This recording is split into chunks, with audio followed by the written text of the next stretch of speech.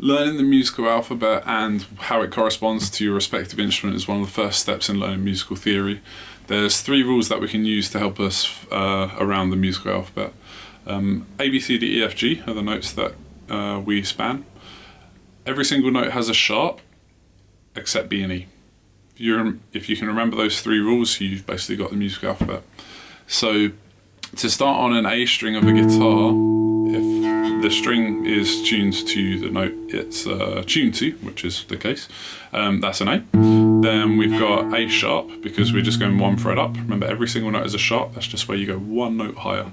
Then we've got B, which doesn't have a sharp. I'm just going through my alphabet. C, C sharp, D, D sharp, E doesn't have a sharp, so F, F sharp, G, G sharp. And then at the end of the alphabet, that last note I played, that's an A again. That's 1 octave, which we'll explain in another lesson. So there's a slightly faster way of getting up through those, which is all of the notes which have sharps, so all of them except B and E, you can just go 2 frets up at a time to find a note which is further away. So if I wanted to find out what the 7th fret was on the A string, I could say, okay, that's an open A. I can just go 2 frets up to B. I don't need to count the sharp in the middle.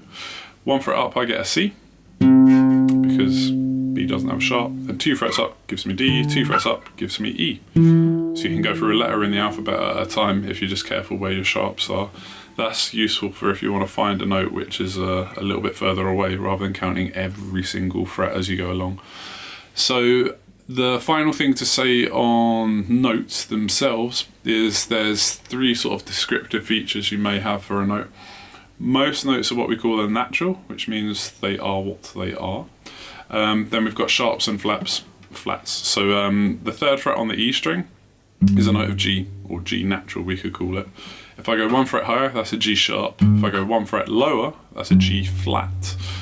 If I were to play a song which used loads and loads and loads of G sharps, and then someone said, hey, play G, you may assume it's a G sharp. So if we say play G natural, that clarifies that it's the original note, not the sharp, not the flat. So a way I recommend practicing that is chords. So with your chords, work out what each one of the notes are and try and memorize some of them.